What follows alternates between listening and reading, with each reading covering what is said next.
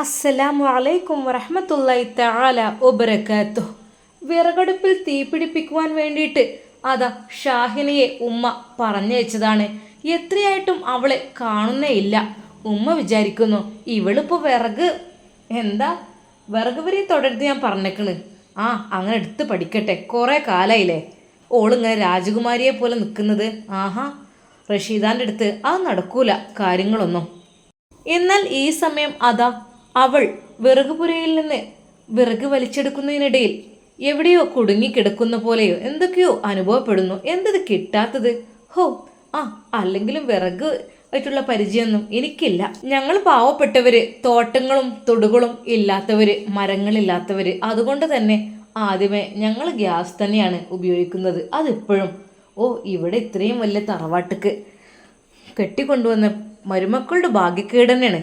അല്ലെങ്കിൽ കൂടുതൽ മുതലും സ്വത്തുള്ളിടത്ത് കെട്ടിക്കരുത് കേട്ടോ. അവറ്റുകൾ പണിയെടുത്ത് കുഴങ്ങും. അല്ലെങ്കിൽ പിന്നെ വേലക്കാരികൾ വേണം. ഇപ്പോഴാണെങ്കിലും മരുമക്കളെ കണ്ട വേലക്കാരികളെ നിർത്തൂല്ല. എന്നാൽ ഈ വിറകൊക്കെ ഇങ്ങനെ അടുക്കി അടുക്കി വെക്കാൻ എത്ര പണിയുണ്ട്.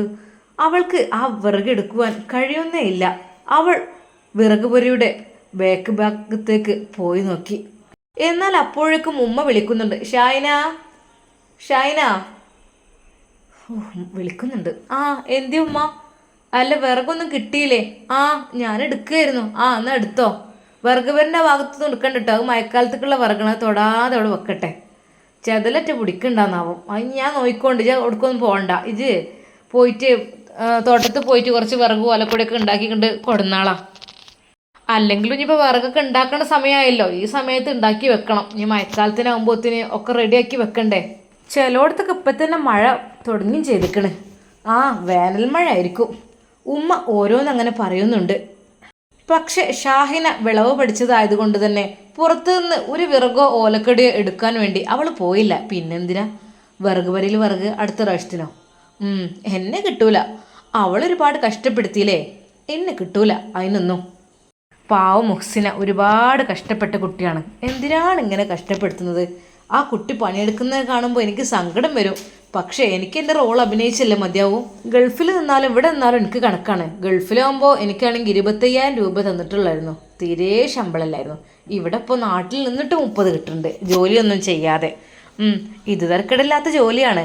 പക്ഷേ ഞാൻ പോകുന്നതിന് മുമ്പായിട്ട് ഈ റഷീദ ഉമ്മ എന്ന് പറഞ്ഞ സാധനത്തിന് ഒരു പാഠം പഠിപ്പിക്കണം. അല്ലാതെ വിടൂല. വല്ലാത്തൊരു മനുഷ്യന്മാരെ ഇടങ്ങാറാക്കുന്നൊരു സാധനമാണോ. വിറക് വരി തന്നെ വിറകെടുത്ത് കത്തിക്കണം. അതാണ് ഞാൻ ആഗ്രഹിക്കുന്നത്. അവൾ അതാ അവിടെ നിന്ന് വിറക് വലിച്ചൂരിയെടുക്കുന്നു. പെട്ടെന്ന് അവളുടെ കണ്ണിൽ ഒരു ബാഗ് അതാ കണ്ണിൽ പെടുന്നു. വിറക് വരയിലൊരു ബാഗും ഉണ്ടോ? ഇതെന്ത് ബാഗാണ്? എന്തെങ്കിലും പഴയ സാധനങ്ങൾ എന്തെങ്കിലും വെച്ച ബാഗായിരിക്കും. വിറകെടുത്ത് പോകുന്നതിനിടയിൽ അവൾ ഇനി വരുമ്പോൾ എടുക്കാമെന്നു കരുതി അതവിടെ ഓപ്പണായി കിടക്കുന്നുണ്ട്. ബാഗാകുമ്പോൾ ഇനിയിപ്പോൾ എന്തെങ്കിലും പഴയ ബുക്കോ കാര്യങ്ങളോ എന്താവാം, ആർക്കറിയാം. എനിക്കിപ്പോൾ എന്തിനാ അതൊക്കെ അറിയേണ്ട ആവശ്യം. അവളിതാ നേരെ അടുക്കളയിലേക്ക് വന്നു. വിറക് കത്തിക്കാൻ തുടങ്ങി. ഉമ്മ പറഞ്ഞു, അപ്പോൾ കണ്ടില്ലേ, അങ്ങനെ വിറകൊക്കെ കത്തിച്ച് ശീലമായി ചെയ്യണം. അല്ലാതെ ഒക്കെ ഗ്യാസുമൊക്കെ വണ്ടല്ല വേണ്ടിയത്. ഇനി മുതൽ ഇവിടുത്തെ കാര്യങ്ങളെ കുറേ നോക്കണം കേട്ടോ. പുതുക്ക കഴിഞ്ഞില്ലേ? പിന്നെ സിനാനെന്ന് വെച്ചാൽ അങ്ങോട്ട് വരും, വരാതിരിക്കൊന്നുമില്ല. ഇവിടുത്തെ പണികളൊക്കെയാണ് ചെയ്തുകൂടേണ്ടി. എന്നെക്കൊണ്ട് ഇന്നെ കാക്കരുത് ഇജ്. അവൾ പറഞ്ഞു, എല്ലാം ചെയ്യാനൊന്നും നിന്നെ കൊണ്ടാവൂല. എന്നോട് ഇങ്ങനെയൊന്നും പറഞ്ഞിട്ടുമില്ല. എന്നെ കെട്ടിക്കൊണ്ടിരുന്ന സമയത്ത് എന്നോട് സിനാൻക്ക് പറഞ്ഞത്, അവിടെ എനിക്ക് ഉമ്മയുണ്ട്, പിന്നെ എൻ്റെ ആദ്യ ഭാര്യയുണ്ട്, വേലക്കാരിയായിട്ടൊക്കെ ഉണ്ട്. അപ്പോൾ പിന്നെ എനിക്ക് റോളൊന്നും ഉണ്ടാവില്ല, പണിയെടുക്കണ്ടേ, എനിക്ക് അവിടെ ഇരുന്നാൽ മതി എന്നൊക്കെ എന്നോട് പറഞ്ഞത്. ഇപ്പം ഞാൻ പിന്നെ എന്താ ഇവിടുത്തെ വേലക്കാരിയായി നിൽക്കേ. ഷായിന, നാവെടുക്ക്. എന്തിനാ ഞാൻ നാവെടുക്കണത്? ഞാനിവിടെ വെറുതെ വന്നോന്നല്ല, അത്യാവശ്യം പൊന്നും പണ്ടും പൈസയൊക്കെ ഇട്ട് വന്നതാണ്. ഇതൊന്നും ഞാൻ എൻ്റെ വീട്ടുകാരോട് പറയട്ടെ, പറഞ്ഞിട്ട് ഇതെന്ത് സംഭവം ചോദിച്ചോക്കട്ടെ. ഞങ്ങൾക്ക് ഇങ്ങനൊന്നും ശീലമായിട്ടേ ഇല്ല ഇങ്ങനത്തെ പണിയൊന്നും എടുത്ത്. ഷായിന, വേഗം പണിയെടുത്തോട്. ഇനി എന്നെ സുഖമായി ഞാൻ ഇവിടെ നിർത്തൂല. ഇപ്പോൾ മറ്റാളെ കടുപ്പം കാട്ടല്ലാതെ ഇപ്പോൾ എൻ്റെ നേർക്ക് തിരിഞ്ഞിക്കണ്. എനിക്ക് മനസ്സിലായി. വിറക് പെരയിലെ ആ ബാഗ് അത് ഓപ്പണായി തന്നെ നിൽക്കുകയാണ്. അത് റഷീദ ഉമ്മ ശരിക്കും വിറകിൻ്റെ ഉള്ളിൽ വെച്ചിട്ട് അതിൻ്റെ മേലെ വിറക് അടുക്കി വെച്ച് കാണാത്ത രീതിയിൽ ആക്കിയിരുന്നു. ഷായന, കുറച്ചും കൂടി വിറകെടുത്ത് കണ്ട് അവിടുത്ത് കൊടുന്ന വെച്ചാളാ. മഴണ പെയ്യണത്, വെറുതെ ഓലക്കൊടിയും വിറകും നനച്ച് കേടെടുത്തണ്ട. ഇനിയിപ്പോൾ മഴയൊക്കെ പെയ്ത് കഴിഞ്ഞാൽ അതിലേറെ ബുദ്ധിമുട്ടാവും. ഞാനിവിടുത്തെ പണി നല്ലോണം എടുത്തു കൊടുക്കാം. അതിൻ്റെ വിചാരം ഇനിയിപ്പോൾ ഒരാൾ പോയില്ലേ മറ്റാൾ ഇറക്കാന്നുള്ള ചിന്താഗതിയാണ്. അത് ഞാൻ കാട്ടിക്കൊടുക്കുക. ഷാഹിന ശരിക്കും എല്ലാം കണ്ടും കേട്ടും അറിഞ്ഞ് റഷീദുമ്മയുടെ സ്വഭാവങ്ങളെല്ലാം ഏറെക്കുറെ മനസ്സിലാക്കി. സ്വന്തം മോനെ വല്ല ജയിലിൽ കയറ്റിയല്ലോ. പഠിച്ചോനെ, ഇങ്ങനെ ഉണ്ടാവുമല്ലോ ഉമ്മമാരൊക്കെ, കസ്വത്തുൽ കൽബുള്ളൂർ. റബ്ബേ സമ്മതിക്കണം, ഇവർക്കൊക്കെ പണി ആരും കൊടുക്കുന്നില്ലല്ലോ. പോലീസ് സ്റ്റേഷനിൽ നിന്ന് വരുന്നത് നൈസായിട്ട് പുഷ്പം പോലെ ഇറങ്ങി പോന്നിക്കണ്. അവിടുന്ന് രണ്ടെണ്ണം കിട്ടിയാൽ തന്നെ കുറേയൊക്കെ ലെവലായിരുന്നു. ഇതെന്താ ഇങ്ങനെ ഒരു കഥ? സ്ത്രീകൾക്കാണ് ഇപ്പോൾ എല്ലായിടത്തും മുൻഗണന എന്നൊക്കെ ഉണ്ട്. പക്ഷേ ഈ ഒരു കാര്യത്തിൽ എത്ര ആളുകളെ കഷ്ടപ്പെടുത്തുന്ന പാവം ആ പെണ്ണിനെ. എന്ത് കാര്യത്തിന് വേണ്ടിയിട്ടാണ് മുഹ്സിനൊക്കെ അങ്ങനെ ചെയ്തത്? പാവം കുഞ്ഞിനെ വരെ നശിപ്പിച്ചില്ലേ. പോരാത്തതിന് ഗോൾഡ് എടുത്തു അങ്ങനെയൊക്കെ പറഞ്ഞിട്ട്. എന്തൊക്കെ തന്നെയാലും നോക്കട്ടെ, അവരങ്ങനെ അങ്ങ് വിട്ടാൽ ശരിയാവില്ല. ഷായിന, വേഗം കുറച്ചും കൂടി വിറക് കൊടുന്നച്ചാളെ, മഴ ഏതാ പെയ്യണേ, നല്ലോണം വാരി കൊടുന്നച്ചാളെ കുറച്ച്. ഞാൻ എടുത്തോളാം, ഞാൻ തോട്ടത്തെ പണി നല്ലോണം എടുത്തോളാം. ഞാൻ വിറക് പുരയിൽ നിന്ന് വിറകെടുത്ത് കൊണ്ടുപോയി വെച്ചോളാം. അങ്ങനെ ഷാഹിനാദാ റഷീദുമ്മയെ കാണാതെ വിറക് പുരയിൽ നിന്ന് വിറകെടുത്ത് കൊണ്ടുപോയി വെക്കാൻ നിന്നപ്പോഴും ആ ബാഗാണ് ശ്രദ്ധയിൽപ്പെട്ടത്. ഈ ബാഗ് എന്താ ഇവിടെ ഇങ്ങനെ? എന്തൊക്കെ തന്നെയാലും നോക്കട്ടെന്ന്. അവൾ ആ ബാഗ് എടുക്കുവാൻ വേണ്ടി ശ്രമിക്കുന്നു. ഇത് അധികം പഴക്കമൊന്നും ആയിട്ടില്ലല്ലോ. പിന്നെ അതുമല്ല, പുതിയ ഇതുപോലെ ഉണ്ട് ബാഗ്, ഒരുപാട് പഴക്കം ഉള്ളതൊന്നും അല്ല. അങ്ങനെയാണെങ്കിൽ ഇപ്പോൾ ഇത് എന്തെങ്കിലുമൊക്കെ കേട് വന്നിട്ടുണ്ടാവും. പക്ഷെ ഒന്നും പറ്റിയിട്ടില്ല. എന്തായാലും നോക്കട്ടെ, ഏതോ ഇനി പഴയ എന്തെങ്കിലും സാധനങ്ങൾ കുത്തി നിറച്ച് കയറ്റി വെച്ചിക്കണോ പറയാൻ പറ്റില്ല. അങ്ങനെ ആ ഷാഹിന എടുക്കുന്നു. അപ്പോഴേക്കും വീണ്ടും വിളി. ഷാഹിന, കഴിഞ്ഞില്ലേ എൻ്റെ പണി? ഉമ്മ ഇതാ വരുന്നു. ഒരു ബാഗ്, ഇതിലെന്തോ കാര്യപ്പെട്ടുണ്ട്. അവൾ പെട്ടെന്ന് തുറന്നു നോക്കുവാൻ വേണ്ടി ശ്രമിച്ചപ്പോൾ 2 പൂട്ടിൻ്റെ ഭാഗം കൂടി ഒരുമിച്ച് ലോക്ക് ചെയ്ത് വെച്ചിട്ടുണ്ട്. ഇതെന്തോ കാര്യപ്പെട്ട സംഭവം തോന്നുന്നുണ്ട് കേട്ടോ. ഇതിൻ്റെ ചാവി അതും ഇല്ലല്ലോ. ഇനിയിപ്പോൾ എന്താ ചെയ്യുക? ബാഗ് വേണമെങ്കിൽ അത് പൊളിച്ചൊക്കെ നോക്കാം. പക്ഷെ ഇത് കുറച്ചൊക്കെ ഒരു ഉറപ്പുള്ള സൈസുമാണ്. എന്താപ്പോൾ ഇത് ചെയ്യുക? തൽക്കാലം ഇത് എൻ്റെ റൂമിലേക്ക് അങ്ങ് കൊണ്ടുപോയി വയ്ക്കാം. കണ്ണ് പെടാതെ നോക്കണം. അങ്ങനെ തൽക്കാലം ഇപ്പം മുന്നിൽ കൂടെ കൊണ്ടുപോകണ്ട, ഇവിടെ എവിടെയെങ്കിലും ഒളിപ്പിച്ച് വെക്കാം. ഉമ്മ അകത്ത് പോയിട്ട് ഇത് കൊണ്ടുപോയി നോക്കാം. എന്തെങ്കിലും സാധനം കൊണ്ട് കുത്തി പൊളിച്ച് നോക്കാമല്ലോ. അങ്ങനെ ഷാഹിന ആ ബാഗ് മറ്റൊരിടത്തേക്ക് മാറ്റി വെക്കുന്നു. ഉമ്മ പെട്ടെന്ന് അങ്ങോട്ട് വന്നു. ഷാഹിന, എന്താ എനിക്കിവിടെ പണി? അതിനോട് കുറേ നേരമായില്ല പറഞ്ഞിട്ട്. അതേ, നിങ്ങൾ വിചാരിക്കുന്ന പോലെ മെഷീനൊന്നല്ലത്. ഇതിങ്ങനെ കൈകൊണ്ട് ഒടിച്ച് മുറിച്ചുണ്ടാക്കിയിട്ട് വേണം വിറകുണ്ടാക്കലും ഓലക്കൊടി ഉണ്ടാക്കലൊക്കെ. നിങ്ങൾ വിചാരിക്കുമ്പോൾ അവിടെ എത്താൻ മെഷീനാണോ? ഷാഹിന, എൻ്റെ നാവിൻ്റെ നേരക്ക് ഈ പൊന്തിക്കുന്നുണ്ടല്ലേ. എൻ്റെ മുന്നിലേ ഒരാളും ഒച്ച വെച്ചിട്ടില്ല. പ്രത്യേകിച്ച് എൻ്റെ മരുമകള്. ഞാൻ ഒരു വാക്ക് അങ്ങോട്ട് പറഞ്ഞോളെ തിരിച്ചൊന്നും മിണ്ടൂല. ഓളെ നിശബ്ദമായി നിന്ന് കേൾക്കലേ ഉള്ളൂ. എന്താ എനിക്ക് ഒരു 2 കൊമ്പ് ഏറുണ്ട് എനിക്ക് എല്ലാവരിലേറെ. ഞാൻ കുറച്ച് പണക്കാരിയൊക്കെ അല്ലേ, സ്വത്തുകാരിയൊക്കെ. അപ്പം എനിക്ക് 2 4 കൊമ്പ് തന്നെ ഏറെ ഉണ്ടാവും. ഒന്ന് പോയി തരുമോ? റഷീദ ഉമ്മക്ക് ശരിക്കും ദേഷ്യം പിടിക്കുന്നു. അതേ, ഈ വിറകൊക്കെ കൊണ്ടേ വെച്ചോളി, നിങ്ങളെന്നെ അകത്ത് കൊണ്ടുപോടി. റബ്ബേ, തള്ളൻ്റെ സ്വഭാവം.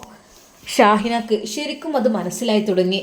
ആദ്യം പൊന്നെ തേനെ എന്ന് വിളിച്ച് ഒരുപാട് സന്തോഷിപ്പിച്ചിരുന്നു. പക്ഷെ ഇപ്പം കണ്ടില്ലേ, വിവരം മാറി.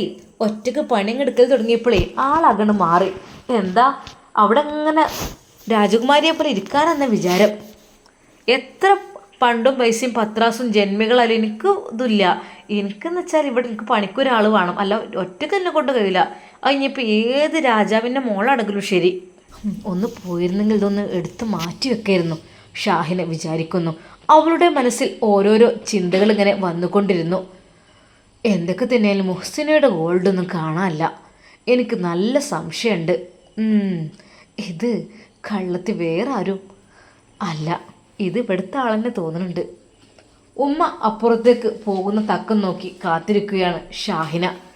ഇതെങ്ങാനും അവരുടെ കയ്യിൽ വിട്ട് കഴിഞ്ഞാൽ പിന്നെ വെച്ചക്കൂല, വേഗം എടുക്കാനെടുത്ത് പൊയ്ക്കോന്ന് പറയും. അങ്ങനത്തെ സാധനമാണിത്. സ്വന്തം മരുമകളെ അങ്ങനെ ആട്ടിപ്പയിപ്പിച്ചില്ലേ.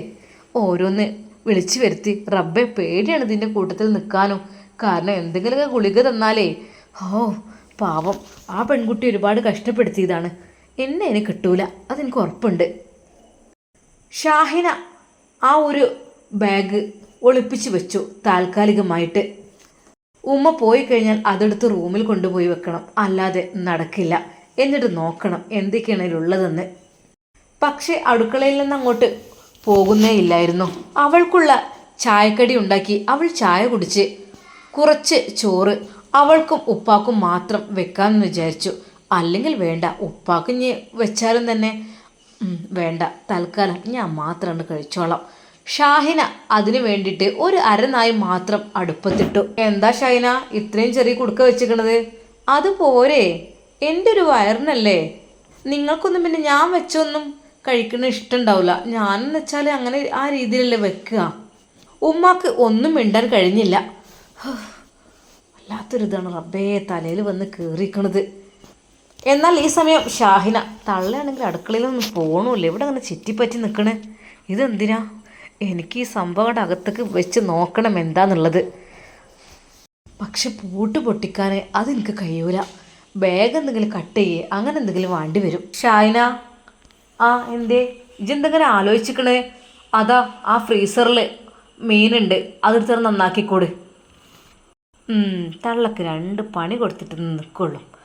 അത് തൽക്കാലം ഒരു 3-4 മീനങ്ങെടുക്കാം. അങ്ങനെ അവൾ ഫ്രിഡ്ജിൽ നിന്ന് അതാ കുറച്ച് മീനെ മാത്രം എടുത്ത് അവൾ അത് ക്ലീൻ ചെയ്ത് നന്നാക്കി പൊരിച്ചു വെക്കുന്നു. ചോറും തന്നെ വളരെ കുറച്ച്, അതിലേക്കുള്ള കറിയും ഉണ്ടാക്കി. ഉമ്മ കുളിക്കുവാൻ വേണ്ടി അതാ ബാത്റൂമിലേക്ക് പോയിട്ടുണ്ട്. അതെടുത്തു കൊണ്ടുവന്നാലോ അവൾ വിചാരിച്ചു. അല്ലെങ്കിൽ അത് വേണ്ട, തൽക്കാലം ഇവിടെ എവിടെയെങ്കിലൊക്കെ നിന്നോട്ടെ. റൂമിലാകുമ്പോൾ അഥവാ പെട്ടെന്ന് പോലീസുമാരെങ്ങാനും വന്നു കഴിഞ്ഞാൽ അതും പ്രയാസമാണ്. സംഭവം ഒളിപ്പിച്ചു വെച്ച സാധനം തന്നെയാണ്, കണ്ടാൽ തന്നെ അറിയാം അതിൻ്റെ വെയിറ്റും കാര്യങ്ങളും. അപ്പോഴാണ് അവളത് ശ്രദ്ധിച്ചത്. അവിടെ ഒരു ഒഴിഞ്ഞ വീപ്പക്കുറ്റി കിടക്കുന്നുണ്ടായിരുന്നു. ഓ, അത് തൽക്കാലം അതിലങ്ങനെ ഇട്ട് മൂടി വെക്കുക, ആരും അറിയില്ലല്ലോ. അതിൽ പഴയ കുറച്ച് ഡ്രസ്സും കാര്യങ്ങളും എല്ലാം വെച്ചിട്ടുണ്ട്. തൽക്കാലം അതിൻ്റെ ഉള്ളിലേക്ക് അങ്ങോട്ട് ഇടാം. അവൾ ആ ബാഗ് എടുത്ത് അതാ ആ ഒരു ടെന്നിൻ്റെ ഉള്ളിലേക്ക് ആക്കി മുകളിൽ ഡ്രസ്സ് എടുത്ത് വെക്കുന്നു. എന്നാൽ സമയം ഉച്ചയായപ്പോഴേക്കും അവൾ അതാ ചോറ് ഒറ്റയ്ക്ക് വിളമ്പി കഴിക്കുവാൻ തുടങ്ങുന്നു. ഉമ്മ കുളിയെല്ലാം കഴിഞ്ഞ് അതാ തിരിച്ച് ചോറ് കഴിക്കാൻ വേണ്ടി അവിടെ എത്തിയപ്പോൾ ആ ഒരു ചോറിൻ്റെ കുടുക്കയിൽ ഒരൊറ്റ വറ്റില്ലായിരുന്നു. അവൾ അതെല്ലാം തുടച്ചെടുത്ത് അതിലേക്ക് കറിയും മീൻ പൊരിച്ചതും എല്ലാം കൂട്ടി കുഴച്ചു നിന്നുന്ന ഒരു രംഗമായിരുന്നു കണ്ടത്. ഷാഹിന, ആ എന്തേ ഉമ്മ? അല്ല ഷാഹിന, ഇവിടെ എന്താ ചോറ് എനിക്കില്ലേ? ആഹാ ഉമ്മ ഞാൻ വെച്ചൊന്നും കഴിക്കൂലല്ലോ. പിന്നെ രാവിലെ ഉമ്മാൻ്റെ ഇഷ്ടത്തിന് അങ്ങനെ വെക്കലുമാണ്, ചെയ്യലാണ്. ഉമ്മക്ക് ഇഷ്ടമുള്ള ചായം കടി ഞാൻ വെച്ചത് ഉമ്മാക്ക് ഇഷ്ടപ്പെട്ടില്ലെങ്കിൽ വിചാരിച്ചിട്ട് ഞാൻ അതിന് നിന്നില്ല. ശരിക്കും അവൾ നല്ല രീതിയിൽ ചോറ് കഴിക്കുന്നതും അത് മീനൊക്കെ കൂട്ടി കഴിക്കുന്നത് കണ്ടപ്പോൾ റഷീദും ഉമ്മ സങ്കടവും ദേഷ്യവും ഒരുമിച്ച് വരികയാണ്. വിഷമം കൊണ്ട് അടുക്കളയ്ക്ക് വന്നപ്പോൾ ഇതീ കുറച്ച് ചോറ് ബാക്കിയുണ്ട്, ഞാൻ കുഴച്ചതാണ്, എനിക്ക് ഇത്ര ഏറിപ്പോയി, ഇത്ര വേണ്ടില്ലായിരുന്നു. എടി നിൻ്റെ ബാക്കി എന്നാലാണോ ഞാൻ ഇവിടെ? പിന്നെപ്പം നിങ്ങളെന്നാ വെച്ചോളി, ഞാൻ മാറിത്തരാം. പഠിച്ചോനെ എന്തൊരു വിദ്യയായിപ്പോയത്. എനിക്ക് മര്യാദക്കൊരു ചോറ് പോലും കിട്ടാതെ ഒരു വീട്. എന്നാലും ഇപ്പോൾ ആ കൂട്ടത്തിൽ ഒരു അരനായും കൂടി ഇട്ടാൽ പോരെ? ഇട്ടോളി, തിന്നോളി, എനിക്ക് ഒഴിവില്ല, എനിക്ക് വേറെ പണിയുണ്ട്. റഷീദുമ്മയുടെ മുമ്പിൽ നിന്ന് ആ ചോറും കറിയൊക്കെ കഴിക്കാണ്ടപ്പോൾ റഷീദുമ്മക്ക് വിശക്കണമുണ്ട്, ആകപ്പാടൊരു ദേഷ്യവും. എന്നാലും എൻ്റെ മുഹ്സിന ഓളിങ്ങനെയൊന്നും കാട്ടിയിട്ടില്ലായിരുന്നു. എന്താ റബ്ബേ ഇതിങ്ങനെ? എടി, ഒരു വീട്ടിൽ ചോറ് ഒറ്റക്ക് വെച്ച് തിന്നല്ലേ ഈ, അതും ഇവിടുത്തെ സാധനം കൊണ്ട്. പിന്നെന്താ, എൻ്റെ ഭർത്താവിൻ്റെ വീട്ടിലത്തെ സാധനമല്ലേ എനിക്ക് കഴിക്കാൻ കഴിയുക? നിൻ്റെ ഒരു ഭർത്താവ്, നിന്നോടുള്ള സ്നേഹം നിൻ്റെ അടുത്തൊക്കെ ഉണ്ട് വന്നിട്ട്. അതെന്താ, ഞങ്ങൾക്ക് ഇനിയും ജീവിതം തുടങ്ങിയിട്ടില്ലല്ലോ, അങ്ങനെ ഒരു ഇഷ്യൂസ് വന്നുകൊണ്ടല്ലേ. ഒന്നും നോ പ്രോബ്ലം, ഇനിയും അവൻ്റെ കൂടെ ജീവിക്കാൻ ഞാൻ തയ്യാറുമാണ്. സിനാൻ ഇനിയിപ്പോൾ എങ്ങനെയൊക്കെ തന്നാലും എനിക്കൊരു കുഴപ്പമില്ല. ഷാഹിനയുടെ വാക്കുകൾ കേട്ട് റഷീദ് ഉമ്മാക്ക് ആകെ ദേഷ്യം പിടിച്ചിക്കണം. തന്ത പോകാൻ വേണ്ടി നിൽക്കണ്, അതിൻ്റെ ഇടയിൽ ഇപ്പോൾ ഇവള് എന്നെ ഭരിക്കാനായിട്ട്. ബാക്കി വെച്ചിരുന്ന ആ ചോറ് ഉമ്മയുടെ നേരെ നീട്ടിയിട്ട് പറഞ്ഞു, ഇത് നിന്നോളി. അതെന്താ, ഞാൻ തൊട്ടിട്ടില്ല, ഒരു ഭഗൻ കയറിപ്പോയി, അതുകൊണ്ടാണ്. നിന്റെ എച്ചിൽ നിന്നാ നടക്കല്ലേ, ഞാൻ ഒന്ന് പോടി. അല്ലമ്മ, ഞാൻ കാര്യത്തിൽ പറയണേ, ഞാനേ ചോറ് വെക്കാൻ വെച്ചു, പക്ഷെ ഏറിപ്പോയി. വയറ് നിറഞ്ഞപ്പോഴേ എനിക്ക് കഴിയണില്ല. വേണമെങ്കിൽ തിന്നോളി, വിശക്കുന്നുണ്ടെങ്കിൽ. റഷീദ ഉമ്മ ആകെ പെട്ടുപോയ രീതിയിലാണ്. എൻ്റെ റബ്ബേ, വല്ലാത്തൊരു പുതുമായി പോയല്ലോ. എന്താ എല്ലാവരും കൂടി എന്നിട്ട് കടുപ്പം കാട്ടുകയാണോ? അറിയാത്ത രീതിയിൽ ഷായന് ചോദിച്ചു. അല്ലമ്മ, എന്നാലുള്ളേ സീന വല്ലാത്ത സാധനമാണ് ആ ഗോൾഡും ഡയമണ്ടൊക്കെ. അതൊക്കെ എന്താ കാട്ടിയാവല്ലേ? അതിൻ്റെ കഥ ഒന്നും പറയണ്ട, ആ പോം ഫുട്ടടിച്ച് കഴിഞ്ഞില്ലേ. എൻ്റെ സിനാന് എൻ്റെ മോനാന്നിട്ട് കാര്യമില്ല, ഭയങ്കര മോശമാണ്. ഇജ്ജ് എന്ത് കരുതിയിട്ടാ ഓൻ്റെ കൂടെ കൊണ്ട് ഇറങ്ങിപ്പോകുന്നത്? ഓ നല്ലതാണല്ലോ സിനു, നല്ല മനുഷ്യനാണ്. അതങ്ങനെ എനിക്കറിയാം. അല്ല, അങ്ങനെ കൂട്ടുകാരൊക്കെ പറയുന്നത് കേട്ടു, നല്ലൊരു ചെക്കനാണ് എന്നൊക്കെ. നല്ല ചെക്കനൊക്കെ ആയിരുന്നു. ഇപ്പം പറ്റ ഓന് വടക്കയക്കണ്. ഇപ്പം എനിക്ക് ഓനെ എൻ്റെ കൺമുമ്പിൽ കാണുന്നത് എനിക്കിഷ്ടമല്ല. ഭക്ഷണം കഴിച്ച് അവളതാ മുറ്റത്തേക്ക് തന്നെ ഇറങ്ങി. അല്ല, ഇജ്ജ് എവിടേക്ക് അങ്ങോട്ട്? ഒന്നുമില്ല, ഞാൻ അലക്കിയിട്ടത് ഒന്ന് തണലത്ത് കാക്കിയിടാൻ, അത് വെയിലും കൊണ്ടിട്ട് നിരക്കുമല്ലോ. അവൾ എങ്ങനെയെങ്കിലും ആ ബാഗ് അകത്തേക്ക് കയറ്റണം എന്നുള്ള ചിന്തയിലായി. റഷീദ ഉമ്മാക്ക് സങ്കടവും ദേഷ്യവും കൊണ്ട് എന്ത് ചെയ്യണം എന്നറിയുന്നില്ല. നേരെ മോൾട്ടിക്ക് വിളിച്ചു. മോൾട്ടിയെ. എന്തോ ഉമ്മ? എടി, അനക്കിപ്പോൾ മരോള് കാട്ടി പണിയേക്കണം. എന്തേ? മരോള് വല്ലാത്ത സാധനമാണ് കേട്ടോ. ഓൾറെഡി ഒറ്റക്ക് ചോറ് വെച്ച് കഴിച്ചിക്കുക.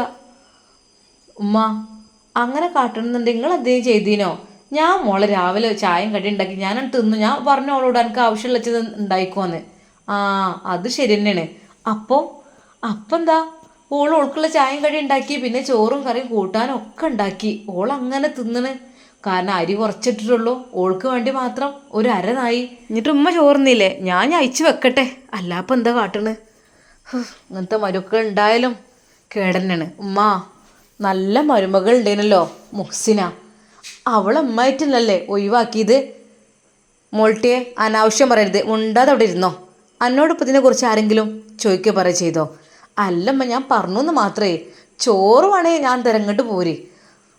അതുകൊണ്ടല്ല, പക്ഷെ നിങ്ങളെ സ്വഭാവം കൊണ്ടാണ്. നിങ്ങളാ നല്ലൊരു പെണ്ണിനെ ഉമ്മ ഒഴിവാക്കിയില്ലേ വീട്ടിൽ നിന്ന്. സിനാനും ഓൾ ഒരുമിക്കാൻ പാടില്ല, വേലക്കാരിയായി നിൽക്കണം, അതല്ലായിരുന്നു നിങ്ങളെ ആഗ്രഹം. ഇജൊന്ന് മോൾട്ടി അവിടുന്ന്. എന്തിനാണ് ഇപ്പോൾ ഈ ഒരു കാര്യമൊക്കെ ഇവിടെ പറയണത്? അല്ലേ, ഞാൻ ഒന്ന് പറഞ്ഞു എന്ന് മാത്രം. കാരണം എന്താലേ, ആദ്യമൊക്കെ പഠിച്ചവൻ കാലം കൊണ്ടായിരുന്നു അങ്ങനെയൊക്കെ, ഇപ്പോഴൊക്കെ അപ്പക്കപ്പാണ്. ഇപ്പം ഇതിൻ്റെ ചോറ് നിങ്ങൾ തിന്നിട്ടില്ല അല്ലേ?